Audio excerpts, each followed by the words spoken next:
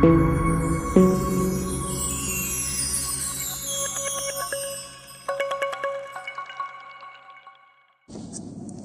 لله رب العالمين والصلاة والسلام على سيد المرسلين وخاتم النبيين وعلى آله وأصحابه أجمعين أما بعد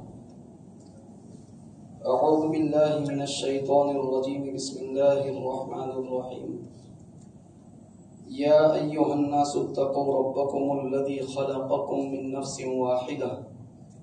وخلق منها زوجها وبث منهما رجالا كثيرا ونساء واتقوا الله الذي تساءلون به والأرحام إن الله كان عليكم رقيبا وقال الله تبارك وتعالى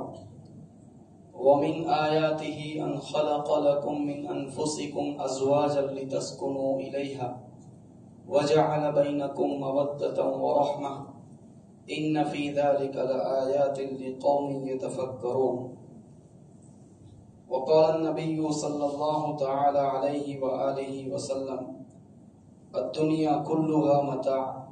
وخير متاعها المرأة الصالحة أو كما قال صلی اللہ علیہ وسلم۔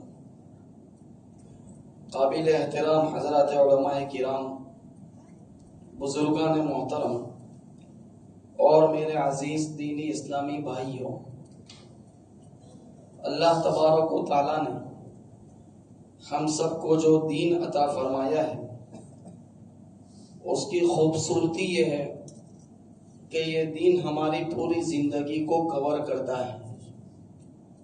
اور زندگی کے جتنے بیسک ڈپارٹمنٹس ہیں جن کے ذریعے سے تقریباً ہر بندہ گزرتا ہے اور ہر بندہ اس کو برتتا ہے، ایسے تمام فیلڈ کے لیے ہمارے دین میں اللہ تبارک و تعالیٰ نے رہنمائی کا سامان رکھا ہے۔ یہ ہمارے دین کی بیوٹی ہے۔ انسان جب سے پیدا ہوا ہے وہ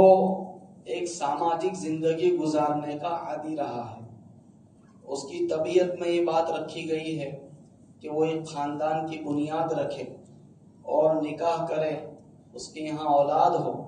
اور اس کے ذریعے سے اس کا نام برقرار رہے اور ایک سوسائٹی کی صورت میں اس کی زندگی گزرے۔ انسان کے سوبھاؤ اور اس کی پرکرتی میں یہ بات جو رکھ دی گئی ہے اس کا لحاظ کرتے ہوئے خود نبی اکرم صلی اللہ علیہ وسلم نے بھی نکاح کو موٹیویٹ کیا، اس کو پروتساہت کیا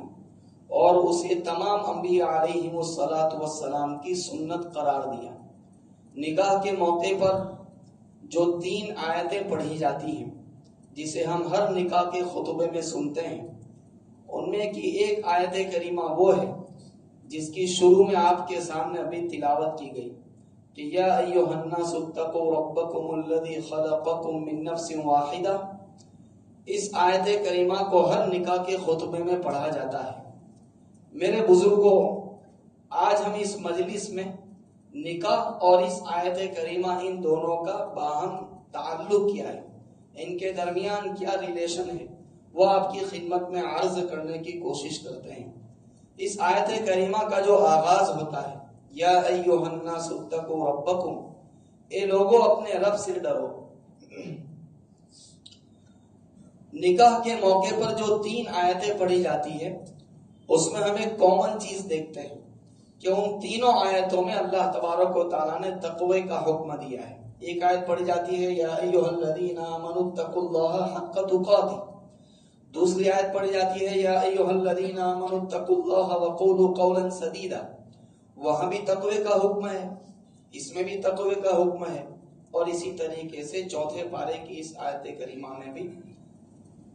اللہ تبارک و تیسرے پارے کی اس آیت کریمہ میں بھی اللہ تبارک و تعالیٰ، بلکہ چوتھے پارے کی اس آیت میں اللہ تعالیٰ نے تقوی کا حکم دیا ہے۔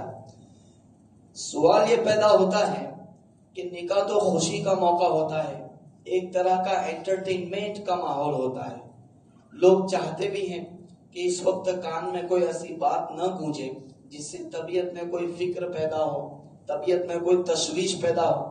ایسی خبر سننے کو بھی آدمی نکاح اور شادی کے موقع پر گوارا نہیں کرتا، لیکن عجیب بات ہے کہ عین اس موقع پر جبکہ ابھی چھوارے بانٹے جانے والے ہیں اور دونوں خاندان آپس میں گلے ملنے والے ہیں، ایک ہیپینس پھیلی ہوئی ہے پورے ماحول کے اندر، اس ماحول میں یہ کہا جا رہا ہے کہ یا ایھا الناس اتقوا، اے لوگوں اللہ تعالیٰ سے ڈرو، اللہ سے ڈرایا جا رہا ہے، اس کا خوف دلایا جا رہا ہے، اور اللہ تعالیٰ کے خوف کی چھاؤں میں یہ نکاح وجود میں لائے جا رہے ہیں۔ اس کی بڑی وجہ میرے بزرگوں یہ ہے کہ یہ میاں بیوی جو آپس میں ایک دوسرے کے ساتھ جڑ رہے ہیں اور انہیں ایک نئی زندگی کی شروعات کرنی ہے،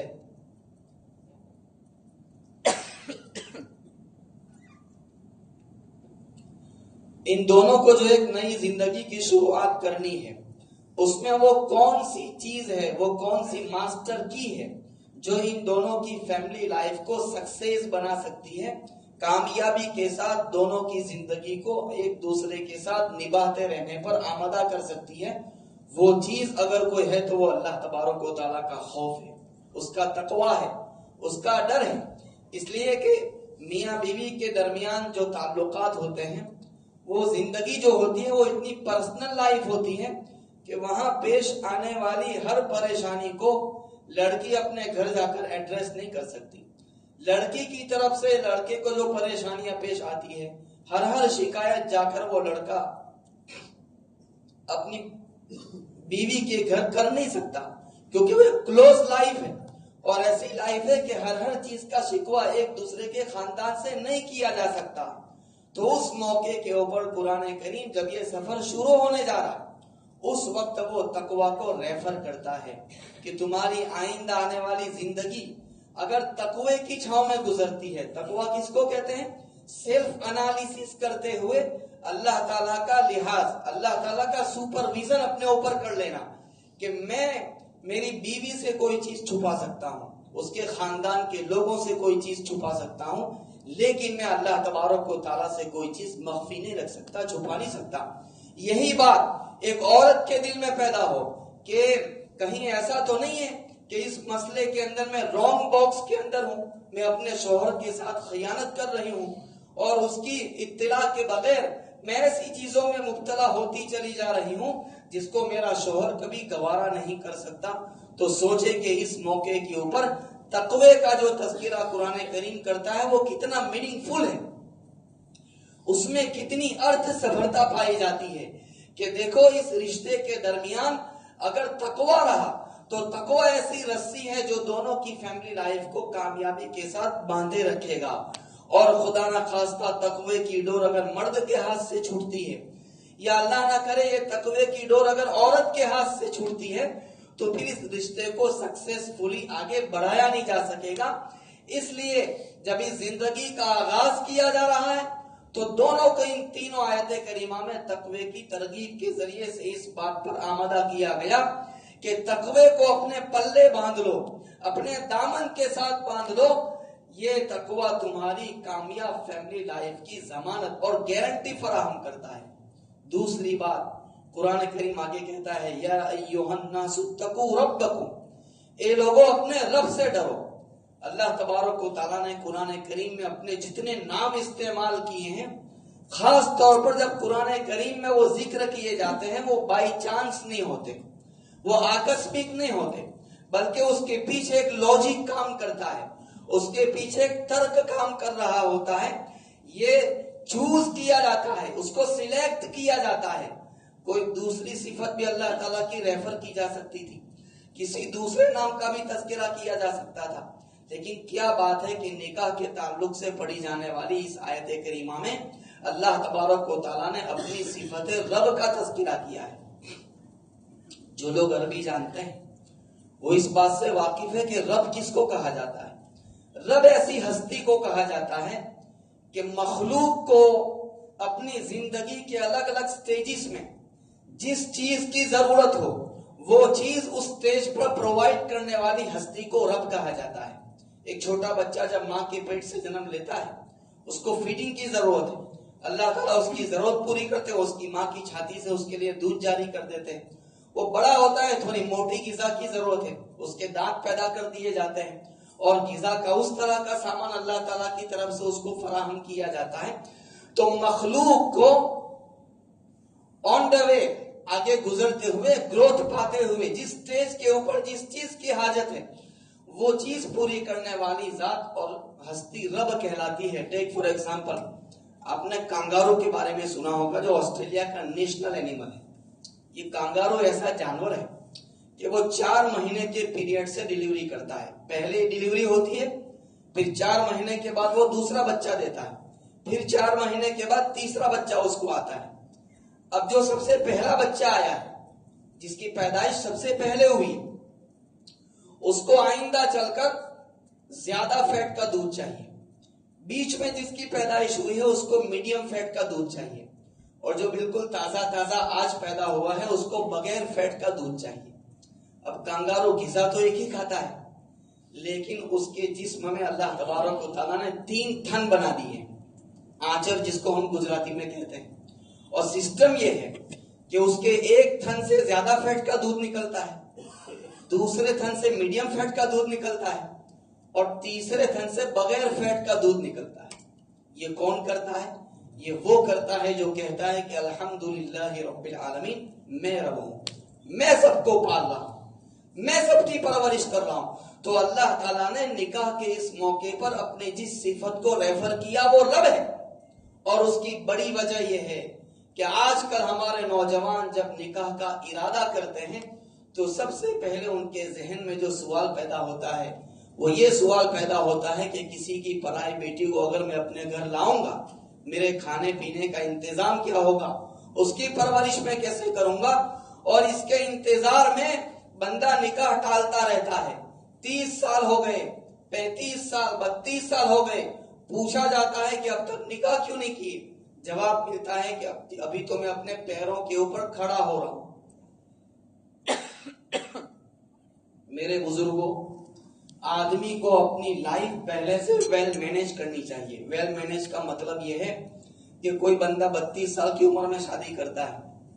اب اگر اس کے یہاں فوراً اولاد ہو گئی اور پہلی اولاد لڑکا ہوا، پھر بھی یہ لڑکا جب کمانے کے قابل ہوگا تو کب قابل ہو سکے گا؟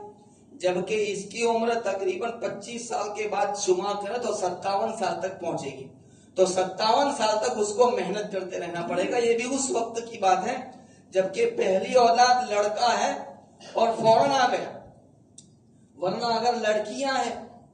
تو اس کو اور آگے اسٹرگل کرنا پڑے گا۔ 65 70 ایئرز تک لوگ پہنچ جاتے ہیں، محنت کرتے رہتے ہیں۔ اب سوچے کہ جو بندہ اتنی دیر تک اسٹرگل کرتا رہے گا وہ آخرت کے لیے فارغ کب ہوگا؟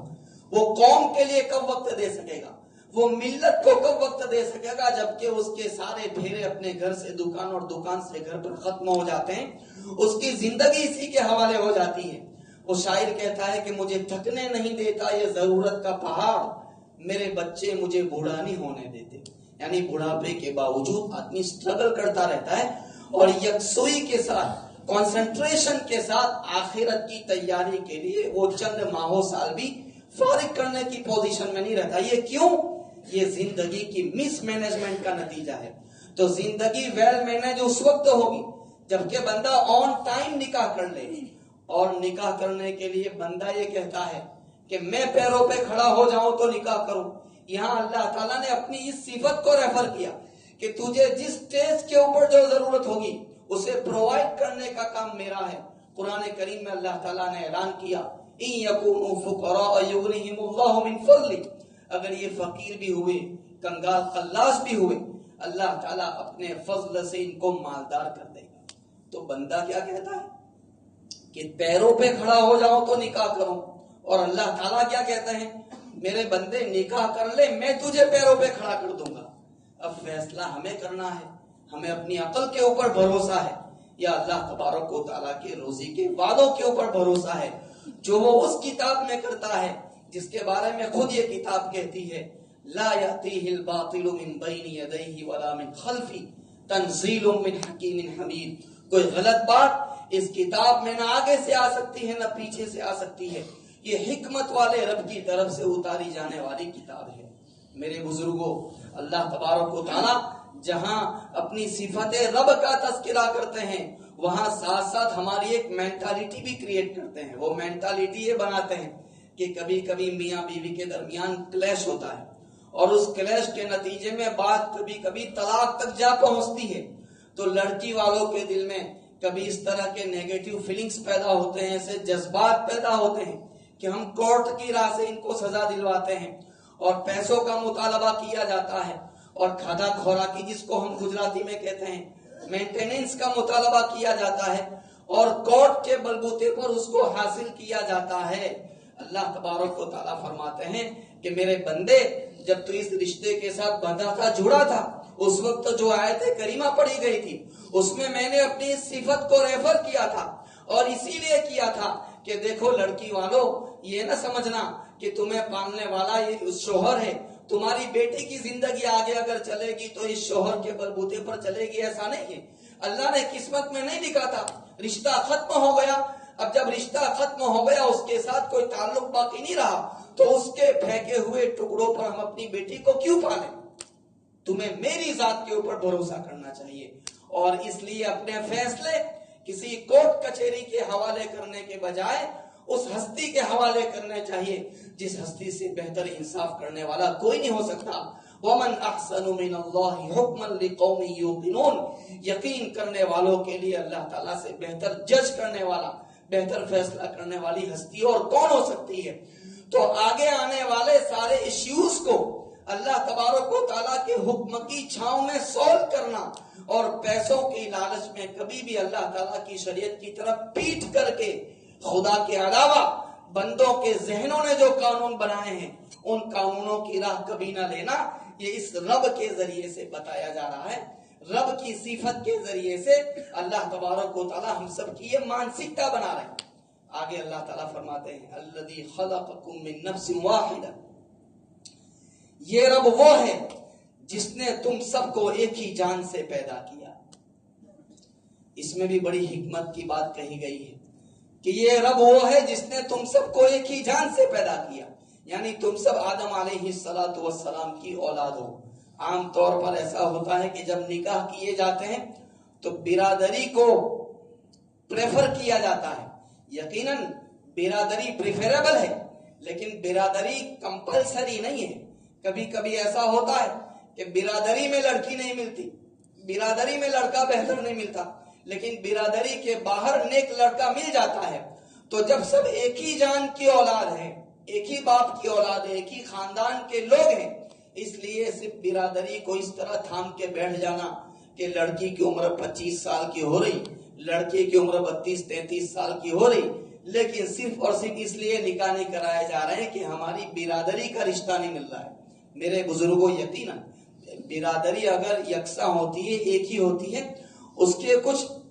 ایڈوانٹیجز ہیں, لیکن جہاں رشتہ نہ مل رہا ہو اور برادری سے باہر بہتر رشتہ مل رہا ہو تو صرف برادری کے باہر ہونے کی وجہ سے اس کو ریجیکٹ نہیں کیا جائے گا. نکاح کے لیے جس چیز کو نبی اکرم صلی اللہ علیہ وسلم نے بیس بنایا وہ چیز کیا ہے؟ آپ نے فرمایا کہ فظفر بذات الدین, دیندار کو پا کر کامیاب ہو جا. مشہور روایت ہے, آپ نے فرمایا عورت سے 4 بیسس پر نکاح کیے جاتے ہیں, دین کی وجہ سے, بڑے خاندان سے تعلق رکھنے کی وجہ سے, اور مالداری کی وجہ سے, اور خوبصورتی کی وجہ سے. نبی اکرم صلی اللہ علیہ وسلم فرماتے ہیں فظفر بذات الدین, دیندار کو پا کر کامیاب ہو جا. حضرت علی کے پاس کیا تھا؟ ان کا تو جہیز کا سامان بھی حضور نے تیار کر کے دیا,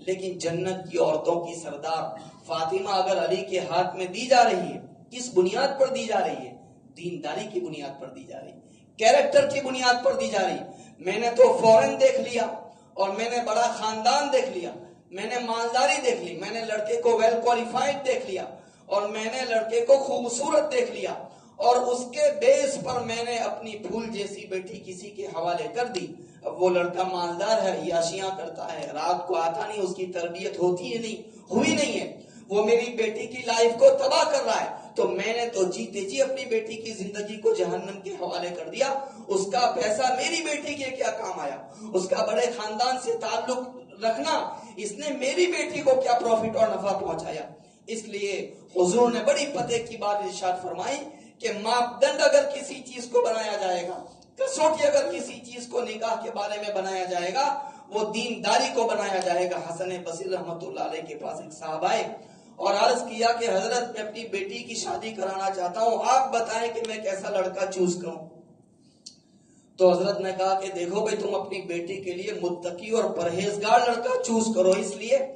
कि अगर शादी के बाद उसका दिल तुम्हारी बेटी के साथ मिल गया, मोहब्बत की वजह से वो तुम्हारी बेटी के हुकूक अदा करेगा,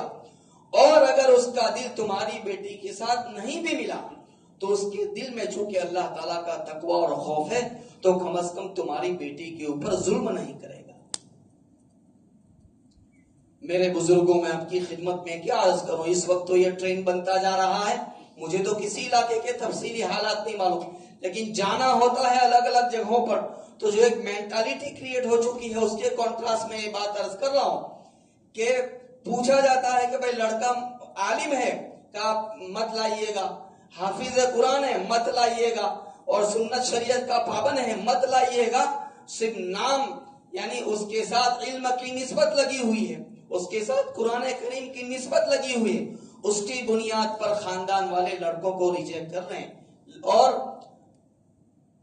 सोचे थोड़ी देर के लिए गौर करें कि अगर अल्लाह तबारक, यकीनन आलिम भी जालिम हो सकता है जिस तरीके से आलिमा जालिमा हो सकती है, तो जरूर आलिम ने दीन होने के साथ साथ कैरेक्टर को देखा जाएगा, लेकिन बात यह है कि सिर्फ और सिर्फ रिजेक्ट इस बेस पर कर देना कि ये आलिम दीन है, ये हाफिज कुरान है, ये सुन्नत शरीयत का पाबंद है। बात यह है कि अगर अल्लाह ताला की गैरत जोश में आ गई और उसने ये फैसला कर दिया कि अच्छा बस तुम्हारे दर के ऊपर एक रिश्ता आया और तुमने, मेरा इल्म उसके साथ जुड़ा हुआ था, मेरा कुरान उसके साथ रिलेटेड था, इस वजह से तुमने उसको रिजेक्ट किया, जाओ मैं फैसला करता हूं कि तुम्हारी नस्लों में कोई आलिम पैदा नहीं होगा, तुम्हारी नस्लों में किसी हाफिज दीन को नहीं देखोगे, क़यामत तक की नस्लें महरूम हो जाएगी। इसलिए खुदा के वास्ते रिजेक्शन के लिए पहली फुर्सत में कि मौलवी साहब है लाओ तक न के, हाफिज कुरान है नहीं आओ, लोग पहली फुर्सत में सिर्फ इस बेस पर मना कर देते हैं। चौथी बात जो आपकी खिदमत में इस आयत करीमा के हवाले से अर्ज करनी है वो ये है कि अल्लाह ताला इरशाद फरमाते हैं खलक़कुम मिन नफ्सिन वाहिदा,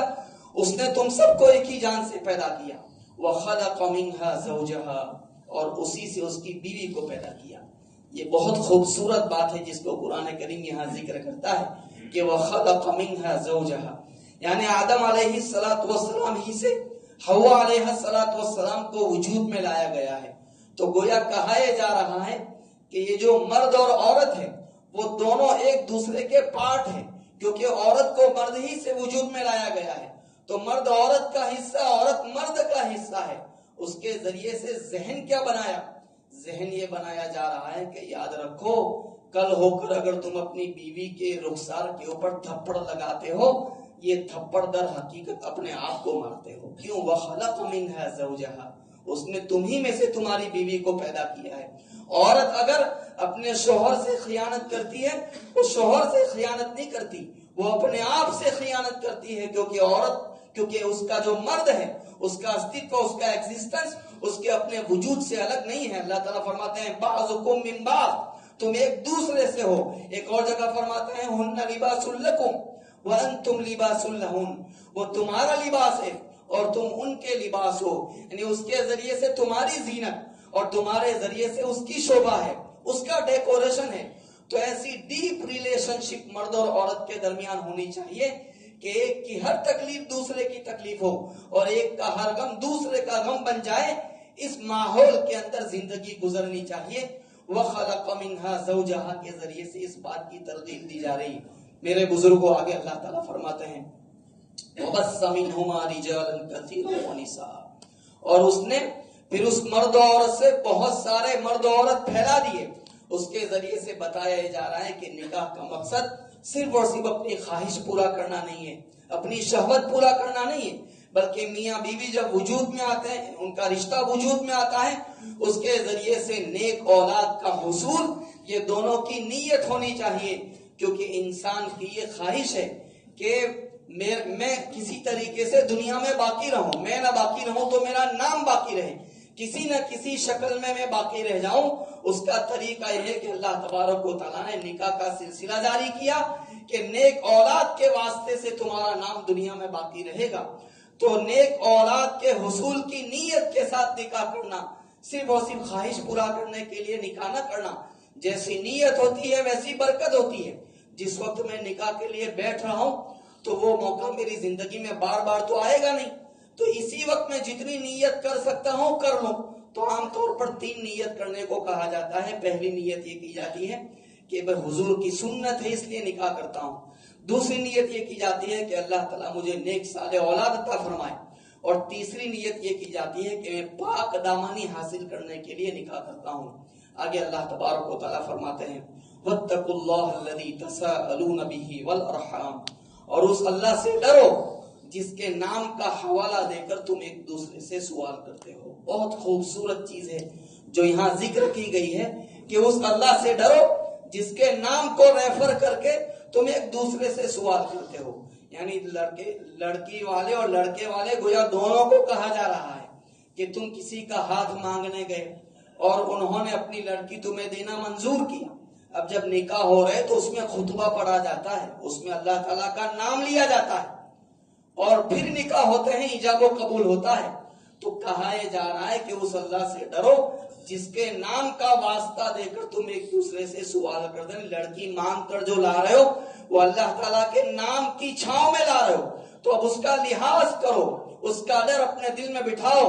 تم کسی کی اس بیٹی کو اپنے گھر لائے ہو جس نے اپنی زندگی کے 18 سال 19 سال جس چہار دیواری کے بیچ گزارے ہیں، تمہارے ایک ریکویسٹ کے اوپر وہ اپنی پوری پاست کے اوپر لات مار کے آ رہی، وہ اپنے ماں باپ کو چھوڑ رہی، اپنے بھائی بہن کو چھوڑ رہی، اس کی بڑی قربانی ہے۔ لڑکی جب گھر سے رخصت ہوتی ہے ماں باپ کے لیے وہ زندہ جنازہ ہوتا ہے جو اس گھر سے نکل رہا ہوتا ہے۔ اب جب کسی کی پرائی بیٹی کو تم لائے ہو تو اس گھر کے اندر اس کو اتنا سوٹیبل ایٹماسفیئر ملنا چاہیے کہ یہاں اس کا دل لگے، تمہارے ماں باپ اس کے لیے ماں باپ ہوں اور تمہارے بھائی بہن اس کے لیے بھائی بہن کی حیثیت رکھتے ہوں۔ ایسا سگڑ واتاورن اس لڑکی کو یہاں پرووائڈ کیا جانا چاہیے۔ اس حوالے سے نبی اکرم صلی اللہ علیہ وسلم نے کہاں پہنچا دیا؟ آپ نے فرمایا کہ خیرکم خیرکم لأہلہ وانا خیرکم لأہلی، کہ تم میں سب سے بہتر وہ ہے جو اپنے گھر کی عورتوں سے سب سے اچھا سلوک کرنے والا ہے۔ اب غور کرنے کی بات ہے کہ حضور نے نہیں فرمایا کہ جس کے عمریں سب سے زیادہ وہ سب سے اچھا، جس کے حد زیادہ وہ سب سے اچھا، نہیں فرمایا کہ جو تسبیح ہر وقت گھماتا رہتا ہے وہ سب سے اچھا، جس کی پیشانی پر نماز کی نشانی پڑ چکی وہ سب سے اچھا، نہیں۔ اللہ کے یہاں سروشریشٹھ ہونے کے لیے بیس کیا بنایا کہ جو گھر کی عورتوں کے ساتھ اچھا سلوک کرنے والا ہے۔ یعنی وہاں ہوم منسٹر سے کیریکٹر سرٹیفکیٹ لے کر آؤ تو اللہ تبارک و تعالیٰ کی بارگاہ میں تم اچھے کیریکٹر کے آدمی سمجھے جاؤ گے، ورنہ باہر تو آدمی سب سے اچھے اخلاق سے مل لیتا ہے، بزنس پارٹنر سے اچھے اخلاق سے ملتا ہے، دوستوں سے ملتا ہے، لیکن گھر میں جاتا ہے تو چہرہ دوسرا ہو جاتا ہے۔ مولانا ابرار صاحب فرماتے تھے اور بڑی پتے کی بات فرماتے تھے کہ جب باہر جاتا ہے تو بایزید بن کر گھومتا ہے، اور جیسے ہی گھر کے اندر داخل ہوتا ہے تو یزید بن جاتا ہے۔ اب جانتے ہیں کہ بایزید اور یزید کیا ہے؟ یہ ہماری ہسٹری کے 2 کیریکٹر ہیں، ایک نیگیٹیولی پاپولر ہے اور ایک پوزیٹیولی معروف ہے۔ تو کہ حضرت کہتے تھے کہ بھائی ساری دینداری باہر نظر آتی اور گھر میں جاتا ہے تو بیوی پر دھوس جماتا ہے۔ میں آپ کی خدمت میں کیا عرض کروں، یہ ابھی اس دور کے بزرگ گزرے ہیں، انتقال کیے ہوئے زیادہ مدت بھی نہیں گزری، ڈاکٹر عبدالحی صاحب، ان کی بیوی یہ کہتی ہے کہ ڈاکٹر صاحب نے میرے ساتھ میرج لائف کے 50 سال گزارے، 50 سالوں کے اندر ڈاکٹر صاحب نے کبھی میرے ساتھ غصے میں بات نہیں کی۔ اگر آپ کو کوئی کرامت والا ایسا مل جائے جو پانی پر مصلی بچھاتا ہو، کوئی ایسا مل جائے جو ہوا میں اڑتا ہو، قسم کھائی جا سکتی ہے کہ ایسی 1000 کرامتیں اس کرامت پر قربان کہ ایک آدمی 50 سال اپنی بیوی کے ساتھ زندگی گزارے اور ایک مرتبہ بھی اس بیوی کے اوپر غصہ نہ کرے۔ اب میں آپ کی خدمت میں عرض کرتا ہوں کہ یہ کس بندے کا حال ہے کہ جو نبی اکرم صلی اللہ علیہ وسلم کی امت میں حضور کے دنیا سے تشریف لے جانے کی 14 صدیوں کے بعد آتا ہے، 1400 سال کے بعد آنے والا بندہ۔ غور کریں وہ سمندر کیا ہوگا جس کا یہ قطرہ ہے، حضور کا اخلاق, حضور کا کیریکٹر اپنی بیویوں کے ساتھ کیسا ہو. تو واتقوا اللہ الذی تساءلون بہ والارحام, اس اللہ سے ڈرو جس کا حوالہ, جس کا ریفرنس دے کر کسی کی پرائی بیٹی کو اپنے گھر لائے ہو. اب کوئی یہ نہ کہے کہ تو صرف ایک طرف کی بات ہو رہی,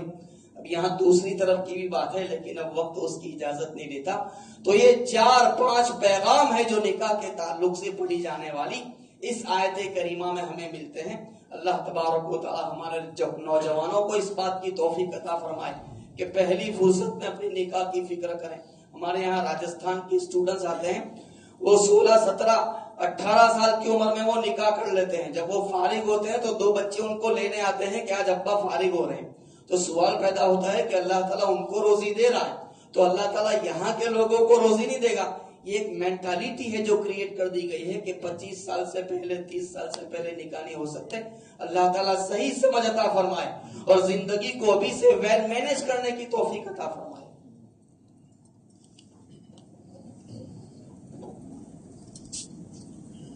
محترم حضرات, مقام حضرات سے گزارش کہ اپنے مستورات کو ایوب بھائی خطری کی گھر پہنچائیں. انشاءاللہ تعلیم کا پروگرام ہوگا, اور آپ سب سے گزارش ہے مسجد مدرسے کی للہ رقم سے زیادہ